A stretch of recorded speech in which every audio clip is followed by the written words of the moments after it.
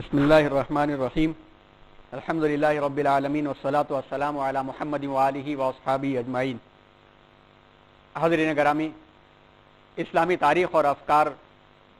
کے تیسرے مرحلے کے آج 12ویں لیکچر میں ہم لوگ یہاں شریک ہیں، اور آج کا جو ہمارا عنوان ہے وہ ہے خلافت بنو امیہ، یعنی بنو امیہ دور کے جو شاہان تھے ان میں سے اہم کا تعارف۔ یہ تفصیلات بہت طویل ہیں اور تقریباً ہر حاکم کی زندگی میں کم و بیش وہی واقعات پائے جاتے ہیں، تو وقت کو بچانے کے واسطے اور ان تذکروں سے گزرتے ہوئے ہمیں تابعین کے عنوان اور ان کے ذریعے سے علم کیسے پھیلا، اس عنوان پر آنے کے لیے آج ہم نے مختصراً اہم اموی دور کے حاکمین کا تعارف اس پریزنٹیشن میں کرایا ہے۔ چونکہ درمیان میں ایک لمبا وقفہ ہم لوگوں کا ہو گیا، 7 دسمبر کو اس کے پہلے والا محاضرہ تھا جس میں حضرت عمر ابن عبدالعزیز رحمۃ اللہ علیہ کے عنوان کو ہم نے خاص طور پر لے لیا تھا، جو کہ بعد کے خلیفہ تھے، لیکن ہم نے ان کے عنوان کو لے لیا تھا کہ ان کی زندگی حضرت عمر فاروق رضی اللہ تعالیٰ عنہ کی زندگی سے بہت ملتی جلتی زندگی تھی، ان کے خاندان سے بھی تھے وہ، جس کی وجہ سے خلیفہ پنجم کا لقب انہیں دیا جاتا ہے۔ اموی دور میں حضرت عمر ابن عبدالعزیز رحمۃ اللہ علیہ کو چھوڑیں تو باقی دیگر جو خلفاء تھے عملی طور پر اور اپنی اصل زندگی میں ان کے قریب تک نہیں تھے، اور ان کی زندگیوں میں وہ تقویٰ نہیں پایا جاتا تھا جو حضرت عمر ابن عبدالعزیز رحمۃ اللہ علیہ کی زندگی میں تھا۔ لہذا سرسری نظر دوڑاتے ہوئے ہم یہ جائزہ لیں کہ اسلامی تاریخ کہاں سے کہاں تک پہنچی ہے۔ انشاءاللہ اگلی جو نشست ہے وہ اگلی نشست بہت اہم ایک معنی میں ہوگی، جو 4 جنوری کی ہوگی انشاءاللہ، جس میں اموی دور کے جو کمانڈرز تھے، جو لیڈران تھے، جن کی وجہ سے اموی دور درخشندہ بنا، جن کی وجہ سے بہت سارے ایسے علاقے اسلامی مملکت کا حصہ بنے جو ان کے نہ ہونے کی وجہ سے بہت مشکل ہوتا کہ ان حضرات کی وجہ سے وہ علاقے اسلامی مملکت میں شامل ہوتے۔ ہم اور آپ اچھی طرح سے محمد ابن قاسم کا نام جانتے ہیں، ہندوستان میں باقاعدہ مسلمانوں کی آمد کے تعلق سے۔ ہم اور آپ طارق ابن زیاد کا نام جانتے ہیں کہ جب بھی طارق ابن زیاد کا نام آتا ہے تو نوجوانوں کے لیے ان کا میسج اور پیغام پیش کیا جاتا ہے کہ یہ غازی، یہ تیرے پر اسرار بندے جنہیں تو نے بخشا ہے ذوق خدائی، دنیم ان کی ٹھوکر سے دریا و صحرا، سمٹ کر پہاڑ ان کی ہیبت سے رائی۔ اور طارق ابن زیاد کا وہ جملہ بار بار دہرایا جاتا ہے کہ این المفر البحر من ورائکم والعدو امامکم، آپ بھاگ کے اب کہاں جاؤ گے؟ پیچھے سمندر ہے، میں نے کشتیاں جلا دی ہیں، پیچھے سمندر ہیں، بھاگ کے جاؤ گے ڈوب جاؤ گے، آگے دشمن ہے۔ پھر کیا کردار تھا کہ مٹھی بھر جماعت نے اندلس میں جو پرچم گاڑا تو 700 سال سے زیادہ ایسی حکومت قائم ہوئی جس نے طاقت پر نہیں بلکہ سائنس اور ٹیکنالوجی اور علم کی طاقت پر دنیا میں لوہا منوایا۔ موسیٰ ابن نصیر کون تھے اور مسلم ابن قتیبہ کون تھے؟ ان کمانڈرز کا تذکرہ الگ سے آنا چاہیے، اس لیے ہم نے اس کے واسطے 4 جنوری کا انتخاب کیا ہے۔ انشاءاللہ اس میں یہ عنوان آئے گا تاکہ دیگر احباب بھی شریک ہو لیں۔ آئیے سرسری نظر ڈالتے ہوئے ہم اسلامی تاریخ کے ادوار سے آگے بڑھتے ہیں۔ ہم لوگوں نے پچھلے سال اور پھر اس سال جن عناوین پر نظر کیا اور جن عناوین کی تفصیلات بھی قدرے آئیں ہمارے سامنے، اس میں سے پہلا دور خاتم النبیین جناب محمد رسول اللہ صلی اللہ علیہ وسلم کا تذکرہ کچھ پچھلے سال آیا، مختصراً اس سال آیا کہ 571 عیسوی میں آپ صلی اللہ علیہ وسلم دنیا میں تشریف لائے اور آپ نے 632 عیسوی میں پردہ فرمایا اور آپ کا وصال ہوا۔ سن 632 عیسوی میں جب آپ دنیا سے رخصت ہوئے تو اللہ تبارک و تعالیٰ نے اپنے نبی کے ذریعے سے دین کو، شریعت کو قیامت تک کے لیے مکمل فرما دیا، اور نبوت کے پر مہر لگا کر کے نبوت کے سلسلے کو بند کر کے اس کاز اور اس کام میں عام مسلمانوں کو شریک فرما دیا گیا کہ الا فلیبلغ الشاہد الغائب، کہ جو حاضر ہو تمہاری ذمہ داری ہے کہ اگلوں تک یہ میسج پہنچاتے چلے جانا، اور جب تک تم پہنچاتے رہو گے تم اس کام کے امپلائی رہو گے، جب تم رک جاؤ گے وارننگ دی جائے گی، پھر بھی نہیں سمجھوگے نوٹس دی جائے گی، پھر بھی نہیں سمجھوگے تو تمہارے اوپر دوسروں کو مسلط کر دیا جائے گا۔ اور اس پیغام کے اولین جو حاملین تھے، جن کی تربیت آپ صلی اللہ علیہ وسلم نے روز اول سے کی تھی، اس میں سیدنا حضرت عمر ابو بکر صدیق رضی اللہ تعالیٰ عنہ، جن کی تربیت کے ساتھ ساتھ اللہ سے دعا کر کے آپ نے مانگا تھا، سیدنا حضرت عمر فاروق رضی اللہ تعالیٰ عنہ، جن کی تربیت کرنے کے ساتھ ساتھ آپ صلی اللہ علیہ وسلم نے ان کے بارے میں دنیا میں 2 مرتبہ ہاتھ اٹھا کے دعا کر کے فرمایا تھا کہ آج کے بعد ان کا کوئی عمل انہیں نقصان نہیں پہنچا سکتا ہے، وہ سیدنا حضرت عثمان غنی رضی اللہ تعالیٰ عنہ، اور جن کی تربیت بچپن سے کر کے 12 سال کی عمر سے کر کے بعد میں انہیں باب العلم قرار دیا تھا، وہ سیدنا حضرت علی مرتضی رضی اللہ تعالیٰ عنہ تھے۔ ان خلفائے راشدین کے ذریعے سے اللہ تبارک و تعالیٰ نے پوری دنیا کے اندر تہذیب اور تمدن، اخلاق اور کردار کو پھیلایا، اور دیکھتے دیکھتے حضرت عثمان غنی رضی اللہ تعالیٰ عنہ کا جب دور آیا تو ہندوستان کے قریب کے علاقے تک، بلکہ اس وقت ہندوستان کی سرحدوں کے علاقے، اور پھر آرمینیا آذربائیجان تک کے علاقے، اور آگے ادھر بڑھتے ہوئے مصر کے بعد آگے تک خراسان تک، سپرس یعنی قبرص تک کے علاقے، وہاں تک کے علاقے عالم اسلام میں داخل ہو گئے۔ سن 632 سے لے کر کے سن 660 عیسوی تک خلفائے راشدین کا دور مکمل ہوتا ہے، جس خلافت راشدہ میں 6 ماہ سیدنا حضرت حسن ابن علی رضی اللہ تعالیٰ عنہما کا بھی دور شامل تھا۔ اس کے بعد ہم دیکھتے ہیں، پچھلی تفصیلات یہ آ چکی ہیں، سرسری طور پر ہم دیکھتے ہیں کہ جس وقت حادثہ کربلا ہوا اور اس میں حضرت حسین رضی اللہ تعالیٰ عنہ نے اپنے اہل خانہ کے ساتھ جو قربانی دی، اس قربانی کے نتیجے میں عالم اسلام میں ایک لخت جو لہر اٹھی، اس میں اموی حکومت متزلزل ہو گئی۔ بنیاد امیر معاویہ رضی اللہ تعالیٰ عنہ کے ذریعے سے پڑی۔ امیر معاویہ کے خاندان میں صرف 2 ہی لوگوں نے حکومت کی، اور اس کے بعد ان کے خاندان سے وہ حکومت ہٹ گئی، یعنی جو دوسرا جو ان کا نمائندہ تھا وہ یزید تھا، اور یزید کے بیٹے نے بعد میں انکار کر دیا تھا کہ ایسی حکومت ہم اپنے ہاتھوں میں نہیں لے سکتے جو خانوادہ رسول کے خون پر قائم ہو۔ جیسے ہی یزید کا انتقال ہوا اور یزید کے دنیا سے جانے کے بعد عبداللہ ابن زبیر رضی اللہ تعالیٰ عنہ کی حکومت قائم ہوئی۔ یہ تفصیلات بھی آئیں کہ سن 684 سے لے کر سن 692 تک یہ حکومت قائم رہی، اور اس میں اکثر علاقہ سوائے مصر اور شام کے علاقوں کو چھوڑ کر کے باقی اکثر علاقہ جو عالم اسلام کا حصہ تھا، یعنی جزیرۃ العرب اور پھر ایران یعنی پرشین امپائر کے جتنے بھی علاقے عالم اسلام کا حصہ تھے، یہ عبداللہ ابن زبیر رضی اللہ تعالیٰ عنہ کی ہی قیادت میں رہے۔ اس بیچ میں جو شخص قیادت کے مرتبے پر اموی دور کا باقی رہ گیا تھا وہ مروان ابن حکم تھا، اور مروان ابن حکم نے 2 موقعوں پر کوشش بھی کیا۔ ایک موقع پر تو جب یزید کے کہنے پر مکہ مکرمہ کا گھیراؤ ہو گیا تھا اور عبداللہ ابن زبیر مکہ مکرمہ کے اندر محصور تھے، یزید کے کمانڈر پتھر برسا رہے تھے، خانہ کعبہ کو نقصان پہنچ رہا تھا، اسی دور میں یزید کا انتقال ہوا تو اس کمانڈر نے حضرت عبداللہ ابن زبیر سے کہا کہ حکومت خالی ہے، میں آپ کے ہاتھ پر ہاتھ رکھتا ہوں، میں آپ کی قیادت کو قبول کرتا ہوں، آپ آگے بڑھتے چلے جائیے۔ ظاہر سی بات ہے کہ ابھی چند سالوں پہلے انہوں نے دھوکہ دے کر کے نواسے رسول صلی اللہ علیہ وسلم کو شہید کیا تھا۔ ابھی چند مہینوں پہلے کی بات تھی کہ 3 دن تک مدینہ منورہ کے اندر خون کی ندیاں بہائی گئی تھی۔ ایسے لوگوں کو اچانک کیسے عام مسلمان معاف کر سکتے تھے، اور کس طرح سے ایسے قائدین ان کے ہاتھوں پر بیعت کر سکتے تھے؟ گرچہ سیاسی طور پر سیاسی مبصرین کہتے ہیں کہ عبداللہ ابن زبیر کی وہ غلطی تھی کہ اس کمانڈر کی بات کو مان لینا چاہیے تھا، لیکن عقیدت رکھنے والے اور دین کی سمجھ رکھنے والے اس بات کا اظہار کرتے ہیں کہ اتنا آسان نہیں تھا کہ ان سے دھوکے پہ دھوکے کھائے گئے تھے، تو پھر ان کے ہاتھوں میں ہاتھ کیسے دیا جا سکتا تھا؟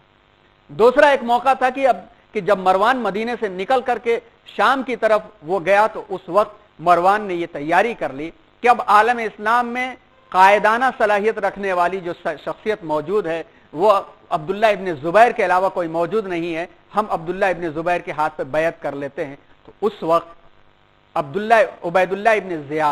ابن زیاد جس کا بڑا کردار کربلا کے میدان میں بیان کیا جاتا ہے، اس کے کہنے پر مروان اپنی بات سے باز آیا، اور بعد میں چل کر کے مہینوں وہاں پر کشمکش جاری رہی، اور شام میں پھر جا کے مروان ابن حکم کی حکومت قائم ہوئی، تو اصل میں کہا جا سکتا ہے کہ امیر معاویہ کے خاندان سے حکومت نکل کر کے بنو امیہ کے خاندان میں حکومت کا جو قیام ہوا اصل میں مروان ابن حکم کے ذریعے سے ہوا، اور مروان ابن حکم صرف 684 عیسوی سے لے کر 685 عیسوی تک یعنی 1 سال ہی وہ قیادت کر سکا۔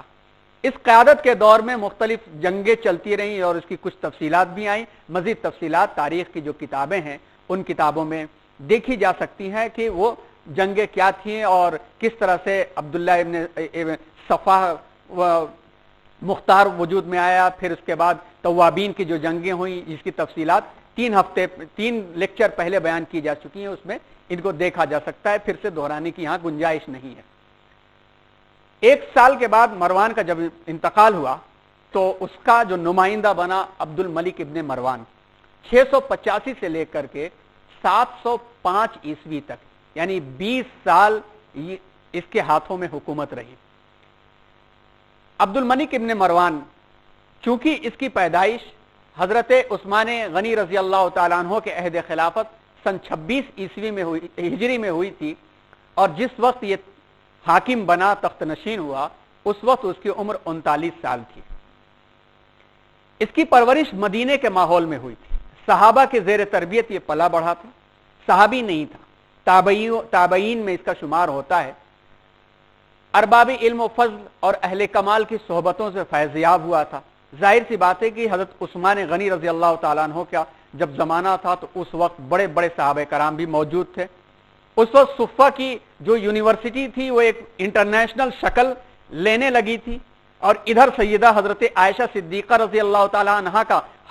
حلقہ درس مشہور ہوتا جا رہا تھا، ادھر حبر الامہ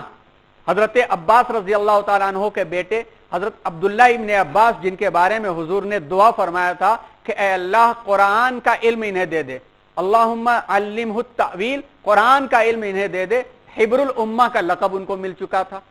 عبداللہ ابن عمر رضی اللہ تعالیٰ عنہ کی بزرگی کی مجلسیں خود موجود تھی،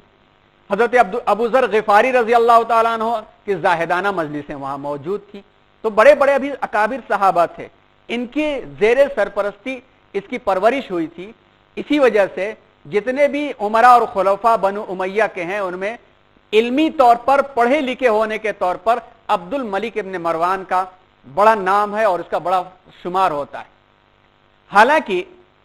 جن حالات میں عبد الملک ابن مروان تخت پر بیٹھا تھا وہ تمام چیزوں کو ایک طرف رکھیں تو ظاہری طور پر بڑے کشیدہ حالات تھے، بڑے کشیدہ حالات تھے۔ ایک طرف تو نفرتوں کا ماحول تھا،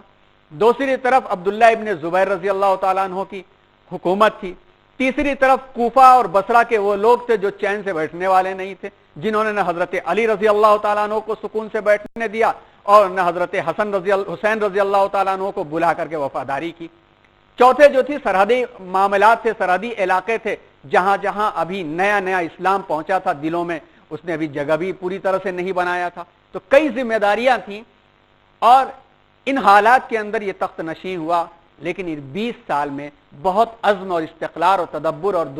دور اندیشی سے اس نے کام لیا۔ ان مخالفین پر ایک تو قابو پانے میں کامیاب ہوا، دوسرے یہ ہے کہ اس طرح سے اموی حکومت کی بہت مستحکم بنیاد اس نے رکھی۔ اموی حکومت اصل میں مستحکم اسی کے دور میں ہوئی، ورنہ اگر یہ عبداللہ ابن زبیر رضی اللہ تعالیٰ عنہ کے ہاتھوں کمزور ہوتا تو اموی حکومت اسی وقت ختم ہو گئی ہوتی، اور عبداللہ ابن زبیر رضی اللہ تعالیٰ عنہ کا جو دائرہ کار تھا اس دائرہ کار میں آئندہ چل کر کے چند سالوں میں ہی عالم اسلام کئی ٹکڑوں میں بٹ چکا ہوتا، کیونکہ خوارج بھی اپنے تماشے دکھانے انہوں نے شروع کر دیے تھے۔ پہل تو خوارج نے عبداللہ ابن زبیر کا بڑا اچھا ساتھ دیا، لیکن پھر بعد میں جب انہیں کچھ اطمینان ہوا تو لگے ٹٹولنے کہ ان کا عقیدہ کیا ہے۔ یہ وہی خوارج ہیں جو سیدنا حضرت علی پہ فتویٰ دے چکے تھے، جس کو سید الرسول صلی اللہ علیہ وسلم فرما رہے ہیں کہ یہ جو ہیں علم کا دروازہ ہیں، جن کے بیٹے کو ریحانۃ الجنہ قرار دے رہے ہیں، ان کے بارے میں فتویٰ، اور ایسے لوگوں کے حضرت ابو بکر حضرت عمر رضی اللہ تعالیٰ عنہ کو چھوڑ کر کے سب کو کفر کا فتویٰ یہ لگا رہے ہیں، تو ایسے لوگوں سے کیا امیدیں تھی۔ چند سالوں میں عالم اسلام بکھر گیا ہوتا، مگر عبد الملک ابن مروان کی خصوصیت یہ تھی کہ اموی حکومت کے پلرز اور پایوں کو اس نے بہت اچھی طرح سے مضبوط کیا۔ پھر اس کے بعد عبد الملک ابن مروان کا جو دور تھا، اس 20 سال کو دیکھا جائے تو ایک تو اموی دور کو مضبوط کیا، اندرونی بغاوت کو ختم کیا۔ اس کا ایک فائدہ پہنچا ان معلمین کو جنہوں نے دین کی ترویج اور اشاعت کو اپنا مطمح نظر بنا لیا تھا۔ یہ کشت و خون اور اندرونی بغاوت کی وجہ سے جو لاکھوں جانیں ضائع ہو چکی تھی، اس میں سکون ملا، اور اس سکون کی وجہ سے علم اور فضل مدینہ منورہ سے نکل کر کے سمرقند اور بخارا تک پہنچا، جہاں آگے چل کر کے امام بخاری جیسی شخصیات پیدا ہوئیں۔ علم کی ترویج مصر تک پہنچی، جو ایک مرکز جا کر کے بعد میں بنا، شام تک پہنچی، جو ایک مرکز جا کر کے بنا، بغداد بھی ترویج۔ ابھی بغداد عراق کا وہ شہر وجود میں آ کے عروج کی طرف نہیں پہنچا تھا، مگر یہ ارباب علم وہاں تک پہنچتے رہے، یہ ایک بڑا فائدہ ملا۔ دوسرا یہ ہوا کہ اسلامی مملکت کا دائرہ افریقی ممالک میں مزید مضبوط ہوا، افریقی ممالک میں مضبوط ہوا، اور جو قائدین تھے، لیڈران تھے، ان کا تذکرہ 4 تاریخ کو ہم کریں گے انشاءاللہ، تو وہاں پر سمجھ میں آئے گا کہ ان کی وجہ سے کس طرح سے عالم اسلام کا دائرہ مضبوط ہوا اور کیسے کیسے واقعات پیش آئے۔ خانہ کعبہ کی اسلامی دور میں دوسری مرتبہ تعمیر ہوئی، کیونکہ جس وقت یزید کی فوجوں کے ذریعے سے خانہ کعبہ کا حصہ منہدم ہو گیا تھا، تو خانہ کعبہ کی دوبارہ اس کی تعمیر کروائی، اور ایک بہت اہم کام انجام دیا، اسلامی دیناروں کی ٹکسال جو تھی اس کو ڈھلوایا۔ دینار اور درہم جو تھے وہ رومی سلطنت کے اور فارسی طریقے پر حضرت عمر رضی اللہ تعالیٰ عنہ نے اس کو ترویج دے دیا تھا، مگر باقاعدہ جو ہوا سن 18 ہجری میں سب سے پہلے حضرت عمر فاروق رضی اللہ تعالیٰ عنہ نے ایرانی طرز کے درہم ڈھلوائے تھے۔ درہم اور دینار مختلف دور میں سونے اور چاندی کے سکوں کے شکل میں رہے ہیں، اور عموماً زیادہ تر سونے کے سکوں کی شکل میں رہے ہیں، تو ایرانی طرز پر لین دین کا جو معاملہ تھا، حضرت عمر رضی اللہ تعالیٰ عنہ حکمت و بصیرت سے ہر وہ چیز جو حکیمانہ ہے، جو عوام کے فائدے کے لیے ہے، وہ یہ نہیں دیکھتے تھے کہ کس نے بنایا ہے، بلکہ یہ دیکھتے تھے کہ اس سے عوام کی فلاح و بہبودی کیسے ہے، اس کو اڈاپٹ کر لیتے تھے۔ اور اس وقت وہی زمانہ تھا، حضرت عمر رضی اللہ تعالیٰ عنہ نے اڈاپٹ کر کے اس پر کیا کیا تھا، الحمدللہ اور کلمہ طیبہ کھدوا دیا تھا۔ ایک طرف الحمدللہ لکھوایا تھا، دوسری طرف کلمہ طیبہ۔ عبد الملک کے دور میں رومی قیصر نے ایک مرتبہ اعتراض کیا کہ تمہارے جو یہ کلمے ہیں یہ ہٹاؤ، ورنہ ایک تو ہم ان سکوں کا داخلہ بند کر دیں گے روم میں، اور اگر تم نے بند نہیں کیا تو پھر ہم اسلام کے خلاف اور کلمے کے خلاف اپنے سکے ڈھلوا کے تمہارے ملک میں جاری کر دیں گے۔ اس وقت اسلام کا اسلامی جو مملکت تھی، اس کے پاس ظاہری طور پر وہ وسائل نہیں تھے کہ سکوں کو اتنی تیزی سے ڈھالا جا سکے جو وسائل رومن امپائر کے پاس تھے۔ لیکن عبد الملک پڑھا لکھا شخص تھا، اس نے یہ کیا کہ جب قیصر روم نے کہا کہ نبی کی شان میں گستاخی کے الفاظ سکوں پر لکھوائے گا، تو عبد الملک نے یہ کیا کہ دھمکی کا جواب یہ دیا کہ سب سے پہلا آرڈیننس جاری کیا کہ رومی سکے اب جو ہے اسلامی مملکت میں نہیں داخل ہوں گے، بند کروا دیا ٹوٹل۔ بند کروانے کے ساتھ ساتھ اپنی ایک ٹکسال قائم کیا جہاں سکے ڈھالے جائیں، اور خود کے سکے بنانے شروع کیے، جس پر ایک جانب کلمہ طیبہ اور دوسری جانب سورہ اخلاص کندہ ہوتی تھی۔ آپ دائیں جانب کی طرف آپ دیکھ سکتے ہیں کہ بسم اللہ الرحمن، ایک طرف کلمہ طیبہ، ایک طرف بسم اللہ الرحمن الرحیم اور قل هو اللہ احد، اور پوری سورہ یہاں موجود ہے۔ اور حاشیے پر محمد الرسول اللہ ارسلہ بالہدی ودین الحق لیظہرہ علی الدین کلہ، قرآن مجید کی یہ آیت لکھی رہتی تھی۔ یہ اسی دور کے سکوں کے نقش یہاں پہ آپ کو دکھ رہے ہیں۔ تو عبد الملک ابن مروان کا یہ ایک عظیم الشان کارنامہ تھا کہ پیسوں اور سکوں کے معاملے میں عالم اسلام کو خود کفیل اس نے کر دیا، اور اپنے سکے خود سے اس نے ڈھالنے شروع کر دیے۔ دوسرا، اس کے بعد مروان کے بعد عبد الملک، اور عبد الملک کے بعد ولید ابن عبد الملک، جس کا زمانہ 705 سے لے کے 715 عیسوی تک رہا ہے۔ بنو امیہ کا چھوٹے چھوٹے جو غیر معروف خلفاء تھے ان کا تذکرہ ہم نے چھوڑ دیا ہے۔ چھٹا نامور خلیفہ جو بڑا فیاض اور فاتح اور رفاہ عامہ میں بڑی دلچسپی لیتا تھا۔ ولید کا تذکرہ پڑھیں تو آپ کو پتہ چلے گا کہ ولید بہت ہی دور اندیش تھا اور بڑی عظیم صلاحیتوں کا یہ مالک تھا۔ اندلس، سندھ اور وسط ایشیا کے علاقے فتح کیے۔ اس ولید کی کامیابی ایک تو علمی کامیابی بھی تھی، دور اندیش بھی تھا، لیکن ساتھ ساتھ میں سب سے عظیم الشان اس کی کامیابی یہ تھی کہ حجاج ابن یوسف جیسا کمانڈر اس کو ملا تھا۔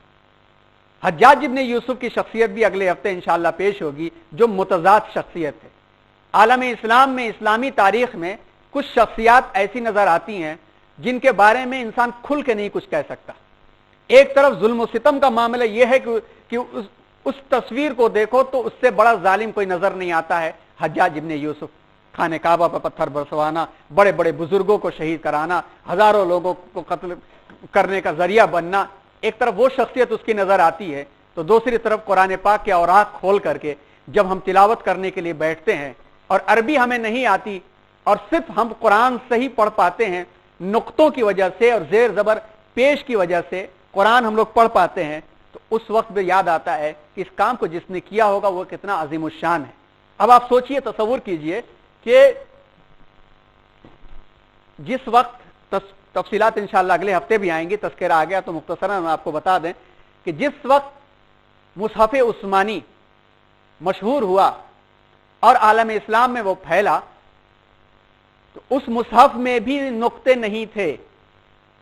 عربی میں نقطے لگائے نہیں جاتے تھے، تو زیر زبر پیش کہاں سے لگائے جائیں گے؟ کیونکہ اہل عرب کی خصوصیت یہ تھی کہ اپنی زبان کے اظہار کرنے کے لیے وہ نقطوں کے بھی اور زیر زبر پیش کے محتاج نہیں ہوا کرتے تھے۔ لیکن یہ زبان جب عجم میں پہنچی تو وہاں پر کیسے یہ ہو سکتا تھا، اور سب سے بڑھ کر یہ ہے کہ قرآن صحیح کیسے پڑھا جا سکتا تھا۔ اب آپ سوچئے کہ اب یہ لفظ ہے، اس میں 2-3 لہجے ہیں پڑھنے کے، ایسا لکھا گیا ہے یہ کہ اس میں اہل عرب یعنی اہل زبان تینوں لہجے کو پڑھ سکتا ہے، سیاق جاننے والا، بعد میں جاننے والا۔ لیکن ہم اور آپ کیا پڑھتے اس کو؟ عربی جاننے والا جو سیاق کو جانتا ہے، کنٹیکسٹ جانتا ہے، پس منظر اور پیش منظر جانتا ہے، وہ پڑھے گا ننشزوہا، ینصروہ، ننصروہا۔ 7 لہجوں پر قرآن نازل ہوا تھا نا، 7 لہجوں کی رعایت اس کے اندر رکھی گئی، لیکن جو عربی نہیں جانتا وہ تو کچھ نہیں پڑھ سکے گا۔ تو حجاج ابن یوسف کی شخصیت ایک طرف تو یہ نظر آتی ہے، تو دوسری طرف یہ بھی نظر آتی ہے کہ نقطے اور زیر زبر پیش اسی کی قیادت میں لگائے گئے تھے، اسی نے لوگوں کو کی طرف توجہ دلایا اور توجہ دلا کر کے اس نے یہ کام کروایا تھا کہ آخری دور میں موت کے وقت میں ایک تذکرہ ملتا ہے جس کی ابھی دلیل ملی نہیں، مگر ہم نے بڑے موقر ذرائع سے سنا تھا کہ اس کی ماں نے پوچھا کہ کس امید پہ جا رہا ہے، وہاں کس امید پر جا رہا ہے؟ تو اس نے کہا ہو سکتا ہے کہ اس کلام پاک کی امید پر بخش دیا جاؤں، جو نقطے کا کام اس نے کروایا ہے۔ اور ظاہر سی بات ہے کہ آج ہم اور آپ اس طرح پڑھتے ہیں، تو عموی پوائنٹ آف ویو سے، ان کی سیاست کے نقطہ نظر سے دیکھا جائے تو حجاج ابن یوسف کی وجہ سے یہ قیادت کامیاب ہوئی، اور 5 عمرہ کے دور میں اس نے کام کیا۔ عبداللہ ابن زبیر کی طاقت بھی جو ختم ہوئی اسی کے ذریعے سے ختم ہوئی، بلکہ عبداللہ ابن زبیر کو ظالمانہ قتل کرنے والا بھی یہی حجاج ابن یوسف تھا۔ تو دوسری طرف آپ یہ دیکھیں کہ ایک مظلوم مسلمان خاتون جن کو لٹیروں نے قید کیا اور ہندوستان کے سندھ کے بادشاہ نے انہیں واپس کرنے سے انکار کر دیا، تو اس کی پکار پر اپنے چچے زاد بھائی اور اپنے داماد 17 سالہ محمد ابن قاسم کو ہندوستان بھیج دیا، اور ہندوستان میں باقاعدہ فاتحانہ داخلہ پہلی مرتبہ مسلمانوں کا ہوا، حالانکہ اسلام کا ایک بڑا حصہ پھیل چکا تھا۔ اور یہ بات غلط ہے، یہ دماغ سے نکال دینی چاہیے کہ محمد ابن قاسم کی آمد سے ہندوستان میں اسلام کی آمد ہوئی ہے، یہ تاریخی طریقے پر بھی غلط ہے اور حقائق اور روایات کے طور پر بھی غلط ہے۔ اس کے پہلے داعیان اسلام مالابار سے لے کر کے تھانے تک کے علاقوں میں پھیل چکے تھے، اسلام کا کام شروع ہو چکا تھا، لیکن جب تک قیادت نہیں ہوتی ہے تب تک کام کو مہمیز نہیں لگتی ہے، جیسا راجا ویسی پرجا ہوتی ہے، تو قیادت اور حکومت بھی بہت اہم چیز ہوا کرتی ہے۔ یہ اہمیت حجاج ابن یوسف نے اپنے چچے زاد بھائی اور داماد محمد ابن قاسم سے کروایا۔ تو ولید کے زمانے میں حجاج ابن یوسف، طارق ابن زیاد جن کا تذکرہ ابھی آیا، قتیبہ ابن مسلم اور محمد ابن قاسم اہم ترین نامور سپہ سالار تھے، جس کی وجہ سے آس پاس کے علاقے بھی عالم اسلام کا حصہ بنے۔ اس کے پیدائش سن 50 ہجری میں ہوئی تھی، شاہی عیش و عشرت کا پروردہ تھا، لیکن تعلیم سے رغبت نہیں تھی، تعلیمی طور پر پڑھا لکھا نہیں تھا، مگر بہت دور اندیش تھا۔ لوگوں کو کیسے جمع کیا جائے اس کو جمع کرنے کا فن تھا. بہت محدود پیمانے پر مثال اکبر اور اس کے رتنوں سے دی جاتی ہے کہ وہ بھی ناخواندہ تھا مگر بڑے بڑے عظیم الشان لوگوں کو اس نے اپنے قریب کر رکھا تھا. اس کی ایک اور خصوصیت تھی اس کے دور کی کامیابی کی. اس کے دور کی کامیابی کی ایک اور خصوصیت یہ تھی کہ اس نے اپنی دور اندیشی کا مظاہرہ کرتے ہوئے اپنے بھائی عبدالعزیز کے بیٹے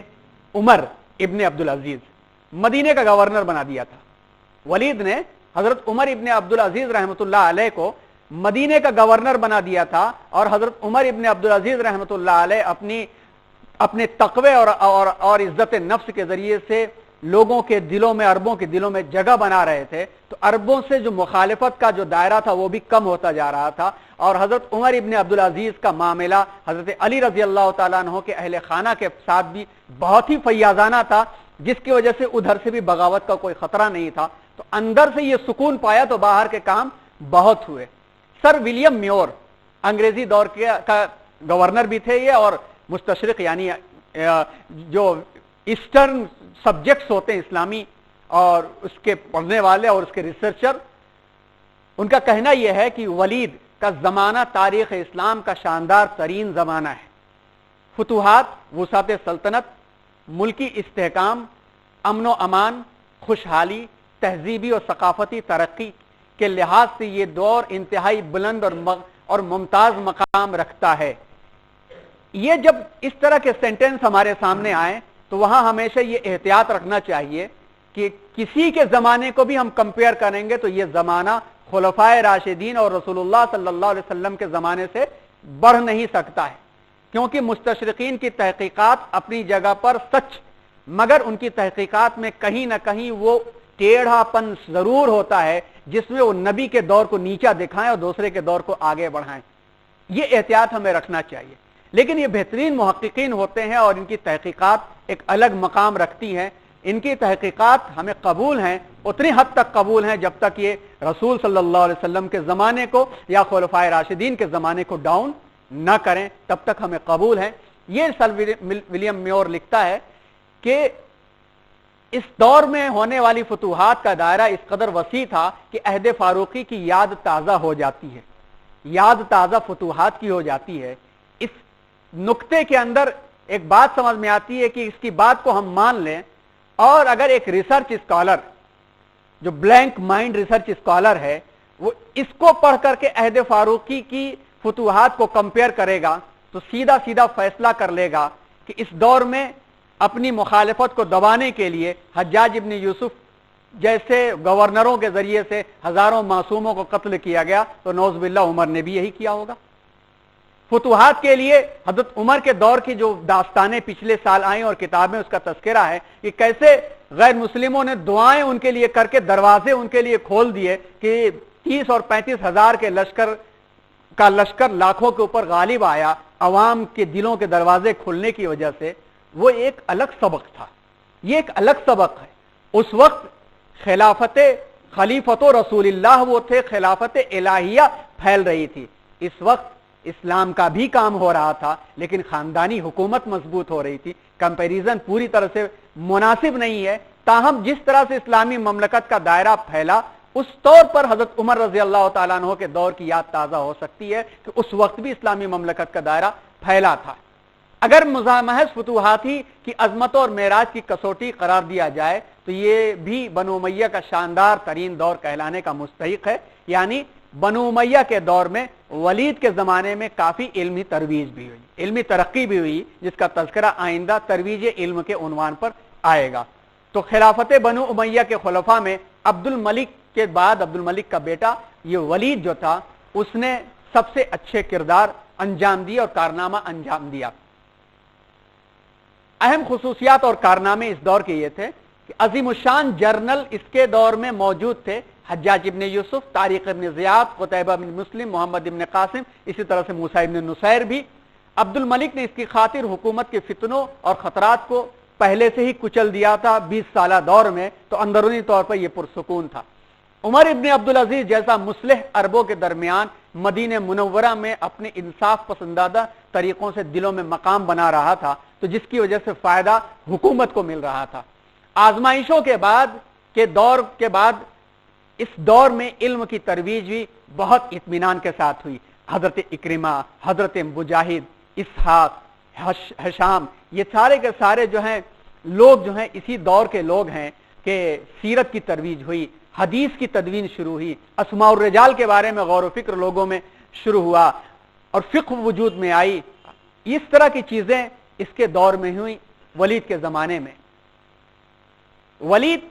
کے انتقال کے بعد عبد الملک کے بیٹوں میں سے سلیمان ابن عبد الملک، جب عبد الملک کا انتقال ہوا تھا تو اپنے 2 بیٹوں کو اس نے اپنا نمائندہ بنا دیا تھا، ولید کو بھی اور سلیمان کو بھی. ولید کا جب دور آخری تھا تو ولید نے چاہا کہ اپنے بیٹوں کو سلیمان کے بجائے اپنے بیٹوں کو وہ نمائندہ بنا دے، لیکن کچھ لوگوں نے مخالفت کی جس میں حضرت عمر ابن عبد العزیز کا بھی نام آتا ہے، کیونکہ وہ چاہتے تھے جو اصول بن گیا ہے اسے فالو کیا جائے، جس کی وجہ سے ولید نے مدینے کی گورنری سے حضرت عمر ابن عبد العزیز کو کچھ دنوں کے لیے ہٹا بھی دیا تھا، جس کا تذکرہ پچھلی نشست میں آیا تھا. ولید بن عبد الملک کی وفات کے بعد سلیمان تخت نشین ہوا. اگرچہ ولید نے سلیمان کو ولی عہدی سے خارج کرنے کی کوشش کی تھی، لیکن اچانک موت کی بنیاد پر اپنے ارادوں کو پائے تکمیل تک نہ پہنچا سکا. اس جگہ پر ہم غور کریں تو آپ کو اگلے مرتبہ تاریخ میں پتہ چل جائے گا کہ سلیمان ہی وہ شخص ہے جس نے محمد ابن قاسم کو بلا کے شہید کیا. سلیمان ہی وہ شخص ہے جس کے دور میں حجاج ابن یوسف موجود ہوتا تو اس کا بھی وہی حشر ہوتا، لیکن اس کا انتقال ہو چکا تھا. سلیمان ہی وہ شخص ہے جس نے ان تمام قائدین کو پیچھے کر دیا. وجہ صرف کیا تھی؟ حکومت، کیونکہ ان قائدین نے ولید کے رویے کی تائید کی تھی. حجاج ابن یوسف، قتیبہ ابن مسلم اس معاملے میں ولید کے ہمنوا تھے. سلیمان تخت نشین ہونے کے بعد انتقامی جذبے سے اس نے کام لیا اور اسلام کے نامور افراد کو اپنے عہدوں سے برخاست کر دیا. حجاج ابن یوسف موجود نہیں تھا تو اس کا غصہ محمد ابن قاسم پر نکل کر کے آیا، کیونکہ محمد ابن قاسم کو اس نے بھیجا تھا. محمد ابن قاسم کو بڑے ظالمانہ طریقے سے قتل کروایا. قتیبہ بن مسلم بھی اسی انجام سے دوچار ہوئے. موسیٰ ابن نصیر کے آخری ایام تنگ دستی میں اور پریشان حالی میں گزرے. علاوہ ازیں حجاج کے زمانے میں مقرر کیے گئے عاملوں کو ہٹا کر ان کی جگہ دوسرے لوگ مقرر کیے گئے. اس کی وجہ سے حکومت کے وقار میں اور کمی آئی. اب آپ دیکھیے کہ حکومتی طور پر یہ جتنے بڑے بڑے کمانڈرز تھے، اگر ان کو ہٹا دیا تو ان کے ماننے والوں کے اندر تو تشویش ہوئی ہوگی، اور جب بغاوت پنپتی ہے تو اس کے اثرات 20 سال آنے میں لگتے ہیں، جیسا کہ ایک تجزیہ کیا گیا تھا حضرت عثمان غنی رضی اللہ تعالیٰ عنہ کے دور میں. یہ بغاوت شروع ہو جاتی ہے تو اچانک نہیں اٹھتی ہے، مضبوط بغاوت کے اٹھتے اٹھتے 20 سال لگتے ہیں. اور آپ دیکھیے تو آئندہ آنے والے 20-25 سالوں کے اندر اموی حکومت کمزور ہوتی ہوئی نظر آتی. سلیمان نے یہ سارے کام کیے تھے، تاہم اس کے پہلے ولید کے زمانے میں اتنا کام ہو چکا تھا کہ اس کو گرتے گرتے بھی وقت لگتا ہے. لیکن اس نے جاتے جاتے ایک کام اور انجام دیا. وہ یہ انجام دیا کہ حضرت عمر ابن عبد العزیز رحمۃ اللہ علیہ کو اپنا جانشین قرار دیا. یہ کام اس کا کردار بہت اچھا تھا کہ آپ گرچہ صرف 27 مہینے کے قریب کا وقت جو حضرت ابو بکر صدیق رضی اللہ تعالیٰ عنہ کو ملا تھا، اتنا ہی وقت آپ کو ملا، لیکن اتنے ہی وقتوں میں انہوں نے حضرت خلفائے راشدین کے دور کو تازہ کرا دیا اور ہر ان کاموں کو لے کر کے آئے جو اعلاء کلمت اللہ اور خلافت اللہ فی الارض والے تھے. اور یقیناً ماہرین اس بات کی امید کرتے ہیں کہ عمر ابن عبد العزیز زندہ رہ جاتے، اگر انہیں زہر نہ دلوایا گیا ہوتا تو ممکن ہے کہ پھر وہی نظام لا لیتے خلافت والا جو عوام کے ذریعے منتخب شدہ ہوا کرتا ہے. لیکن انہیں زہر دے دیا گیا اور یہ تفصیلات پچھلے ہفتے آئی. ریکارڈنگ موجود ہے، ریکارڈنگ بھیج دی جائیں گے. ریکارڈنگ روک لی گئی تھی اسی وجہ سے کہ یہ عنوان یہاں پورا ہو جائے تو ریکارڈنگ تب بھیجی جائے. حضرت عمر ابن عبد العزیز رحمۃ اللہ علیہ کے بعد جو قائد بنا، گرچہ اس نے 4 سال حکومت کیا یزید ابن عبد الملک نے، لیکن اس کی زندگی کی داستان بیان کرنے سے سب سے بہتر علامہ اقبال کا یہی شعر ہے کہ آتش کو بتاتا ہوں تقدیر امم کیا ہے، شمشیر و سنا اول طاؤس و رباب آخر. علامہ اقبال نے ایک شعر میں پوری قوموں کی داستان بنا دیا ہے. آتش کو بتاتا ہوں تقدیر امم کیا ہے. یہ امتوں بادشاہوں اور ملوک کے جو داستانیں ہیں یہ جب آتی ہیں شمشیر و سنا اول، نیزے اور تلوار اور طاقت کے بھروسے پر یہ حاوی ہو جاتی ہیں اور اپنی طاقت کے بلبوتے پر ایک عہد کھڑا کرتی ہیں، لیکن جب یہ طاقت بڑھتی چلی جاتی ہے اور بڑھتی چلی جاتی ہے تو ان طاقتوں کے تہوں سے عیش و عشرت جنم لینا شروع کرتی ہے۔ حکومت طاقت سے حاصل کرنے والے اپنے بچوں کو عیش و عشرت اور رنگ و راگ میں لگا دیتے ہیں، اور جب حکومت کے نمائندے شاہین اپنے بچوں کو خاک بازی کا سبق دینے لگتے ہیں، شکایت ہے مجھے یارب خداوندان مکتب سے، سبق شاہین بچوں کو دے رہے ہیں خاک بازی کا۔ شاہین اپنے بچوں کو خاک میں لوٹنے کا سبق دے دے تو پھر شکار نہیں ہو جائے، شکار کرنا وہ بند کر دیتے۔ جس طرح سے حکومت قائم ہوئی تھی اس کے بعد یہ 4 سالہ اس کا دور رہا، یہ سوائے عیش و عشرت والے معاملات کے علاوہ کوئی بڑا معاملہ اس دور میں نہیں ہوا، لیکن 4 سال تک دور اس لیے چل سکا کہ اس کے پہلے 27 ماہ خلیفہ پنجم جیسا ایک دور ملا تھا، اس کے پہلے ولید کا زمانہ ملا ہوا تھا، لہذا 4 سال تک یہ دور بہت ہی کشمکش کا رہا اور عیش و عشرت کا دور رہا۔ لیکن چونکہ اس کے بعد ہشام ابن عبد الملک چونکہ پڑھا لکھا تھا اور اپنے بچوں کی طرف توجہ دی تو کسی کے ذہن میں قیادت گئی تو کسی کے ذہن میں تعلیم آئی۔ ہشام کا زمانہ بھی بڑا اہم زمانہ ہے، سن 724 سے لے کر سن 747 عیسوی تک یہ زمانہ قائم رہا۔ ہشام عبد الملک کے لائق فرزندوں میں سے تھا، لیکن اس نے جو ہی تخت خلافت پر قدم رکھا تو اپنے آپ کو قبائلی تعصبات اور نفرت اور گوناگوں مشکلات میں پایا، کیونکہ سلیمان کے زمانے میں بہترین قائدین کو مارا جا چکا تھا، تو ظاہر سی بات ہے کہ بربر قبیلے کے لوگ جن میں سے موسیٰ، جن میں سے طارق تھے، وہ کیسے خاموش رہ سکتے تھے۔ محمد ابن قاسم کا اسٹیچو بنانے والی قوم، گرچہ اسلام نے اس کی اجازت نہیں دی، غیر مسلموں نے بنایا تھا سدھ کے مقام پر، تو یہ لوگ بھی کیسے خاموش بیٹھے رہ سکتے تھے۔ بغاوتوں کا سامنا ہوا، 20 برس وہ مسلسل کوششوں میں مصروف رہا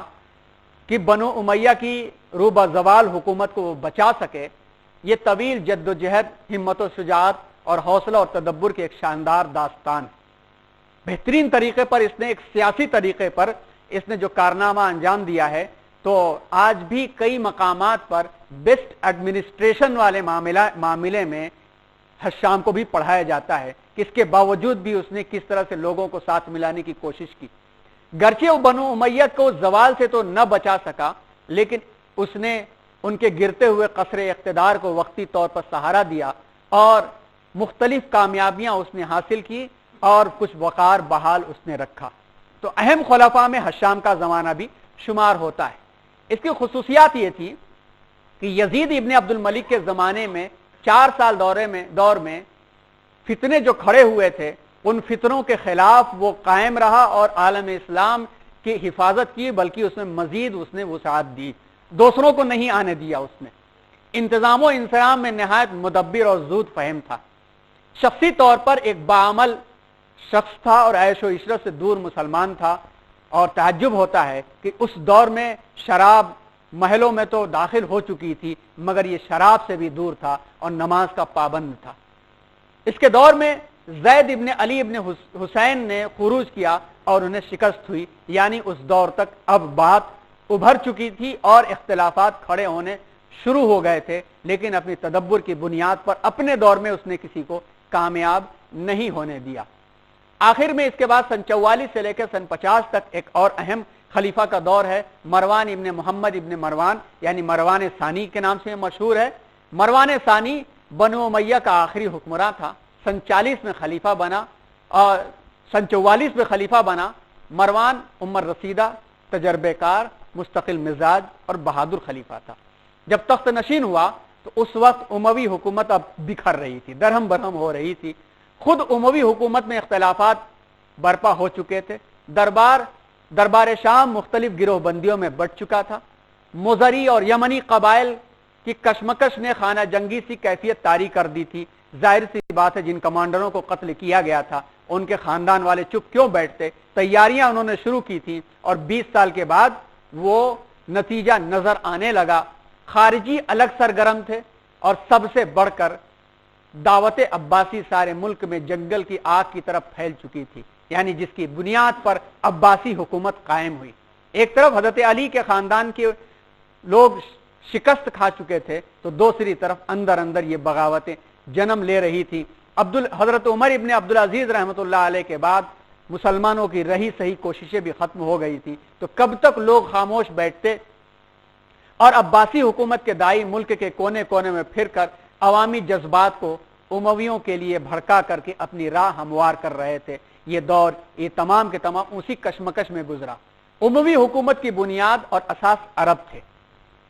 ان کی ساری کامرانیاں اور فوج کی وفاداریاں اور اتحاد پر مبنی تھی۔ یہ کامیابی جو ملی تھی وہ شامی فوج سے ملی تھی اور جب تک رہی اموی حکومت مستحکم رہی، لیکن بدقسمتی سے اب عربوں کی قدیم قبائلی عصبیتیں بھی جاگ اٹھی تھیں جس کو اسلام نے ختم کیا تھا۔ یہ قبائلی عصبیتیں جب ختم ہوئیں تو یمنی مزری ایک دوسرے کے جانی دشمن ہونے لگے، فوج کی وفاداریاں بھی اب اپنے خاندانوں کے تحت بٹنے لگی۔ مروان نے تخت نشین ہونے کے بعد دمشق کے بجائے حران کو اپنا دارالخلافہ بنایا۔ اس تبدیلی نے شامیوں کے حاسدانہ جذبات کو برانگیختہ کیا اور وہ مروان کے خلاف ہو گئے۔ ایک تو عرب لوگ خلاف ہونے لگے تھے سلیمان کے زمانے کے بعد سے ہی، لیکن شامی لوگ اموی خلفاء کے ہاتھ میں تھے، مگر اس مروان ثانی نے جب شام سے اپنا دارالخلافہ دمشق ہٹا کر کے حران کی طرف منتقل کیا تو شامی بھی اس کے خلاف ہو گئے۔ اس تفریق سے عباسی دائیوں نے خوب فائدہ اٹھایا۔ اگر شامی اپنی وفاداری اور اطاعت سے روگردانی نہ کرتے، مزری اور یمنی قبائل خانہ جنگی مبتلا نہ ہوتے، تو مروان کو عباسی دعوت کچلنے کے لیے وقت اور دقت دونوں حاصل ہو جاتے، اور ایسی صورت میں خلافت بنو امیہ کے قائم رہنے کے امکانات ہو سکتے تھے۔ ایک تو وقت بھی اس کے پاس تھا لیکن حالات ساتھ میں نہیں تھے۔ چونکہ مروان اپنی گوناگون مصروفیات کی بنا پر عباسی تحریک کو بروقت نہ دبا سکا، لہذا آگے بڑھ کر کے اسی تحریک نے پوری خلافت بنو امیہ کا تختہ اس نے الٹ دیا۔ لیکن 91 سالہ دور میں بنو امیہ حکومت ختم ہوتے ہوتے اس کا دائرہ کار دنیا کے ایک بڑے حصے پر ایسا وسیع ہوا کہ اسی حصے پر خلافت عباسیہ قائم ہوئی، جس پر آگے چل کر کے بڑے عظیم الشان کارنامے بھی انجام دیے گئے۔ اموی دور کی تباہی اور عباسی دور کا آغاز۔ پریشان کن حالات میں جب مروان کئی محاذوں پر مخالفین کے خلاف سرگرم عمل تھا تو عباسی تحریک کے دائیوں نے حالات کو سازگار محسوس کرتے ہوئے بنو ہاشم کے حامیوں کو کھلم کھلا بغاوت کی دعوت دی، جس میں انہیں ابو مسلم خراسانی جیسا قائد مل گیا۔ اب یہ ابو مسلم خراسانی کون تھے اس وقت نہ بیان کیا جائے تو بہتر ہے، اس کے بعد والے سیشن میں یعنی 4 تاریخ کے بعد والا دور آئے گا تو اس میں بیان کیا جائے گا کہ ابو مسلم خراسانی کی کیا شخصیت تھی، کیا کارنامے ان کے تھے۔ ابو مسلم خراسانی جیسا قائد مل گیا۔ جب کسی قوم کو کسی دعوت کو ایک بہترین نمائندہ مل جاتا ہے تو وہ دعوت تیزی کے ساتھ پنپنے لگتی ہے۔ مروان کی شکست نے تاریخ اسلام کا رخ بدل دیا۔ اب قوت اقتدار امویوں کے بجائے عباسیوں کے ہاتھ منتقل ہو گیا۔ چنانچہ ذی الحجہ سن 750 عیسوی کو ابو سیر کے مقام پر وہ مارا گیا۔ اس کے وفات کے ساتھ ہی اموی اقتدار ہمیشہ ہمیشہ کے لیے ختم ہو جاتا ہے۔ جو اموی اقتدار سن 60 ہجری میں قائم ہوا تھا وہ سن 150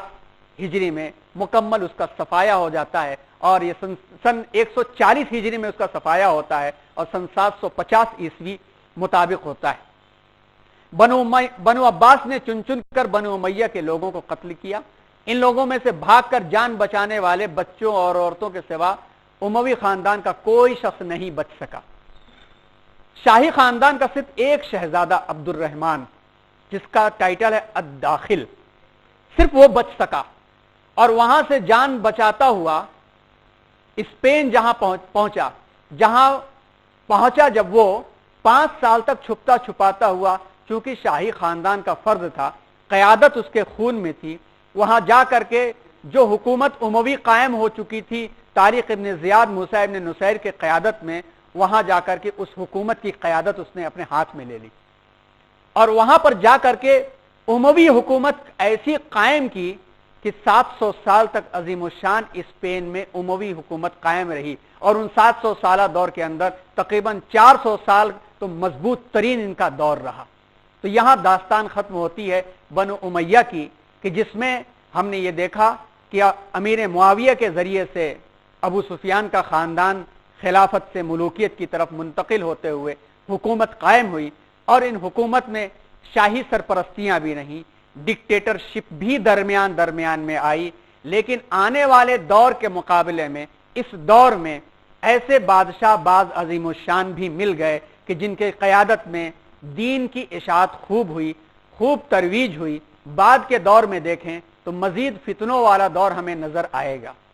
اس سلسلے میں 2-3 چیزیں جان بوجھ کر فی الحال چھوڑی گئی ہیں، وہ یہ ہیں کہ اس دور کے اختتام میں ہوتے ہوتے مذہبی طور پر کچھ جماعتیں وجود میں آ گئی تھی، معتزلہ، خوارج، جہمیہ، اشاعرہ، ماتریدیہ۔ یہ خیالات کیا تھے، اسکولز آف تھاٹس کیا تھے، ان کو فی الحال جان بوجھ کے اس لیے چھوڑا گیا تاکہ جب اس سیشن کا آغاز ہو تو اس سیشن کا اختتام ہو تو اختتام میں اس کا تعارف کرا دیا جائے۔ یہاں پر اموی دور کے خلفاء کا تذکرہ مکمل ہوتا ہے۔ ایک عنوان جو باقی رہ گیا ہے وہ یہ ہے کہ عظیم ترین ان کمانڈروں نے کیا کیا کارنامہ انجام دیا۔ انشاءاللہ ان کا تذکرہ 4 جنوری بروز جمعہ آئے گا، اور وہ عنوان ختم کرتے ہی انشاءاللہ جنوری والا بچا ہوا جمعہ، فروری کے بچے ہوئے جمعے، اور مارچ میں ایک ایڈیشنل جمعہ استعمال کرتے ہوئے تابعین کے دور میں اور عظیم الشان مدرسین اور معلمین تابعین اور دور ترویج علم اور اشاعت اور تبلیغ اسلام کے عنوان پر گفتگو ہوگی۔ وہ عنوان پورا ہونے کے بعد کچھ فرقوں کا تعارف کرا کر کے یہ سیشن مکمل ہوگا۔ عباسی داستان انشاءاللہ آئندہ سال شروع کی جائے گی۔ اللہ تبارک و تعالی ہم سب کو ان سب چیزوں کو سمجھنے اور سمجھ کر کے پرکھنے اور سچائی اور اچھائی کو اختیار کر کے تابعین کے طرز پر، دور اشاعت علم کے طرز پر ہمیں بھی علم کو اختیار کرنے کی توفیق عطا فرمائے۔ آمین وآخر دعوانا ان الحمدللہ رب العالمین۔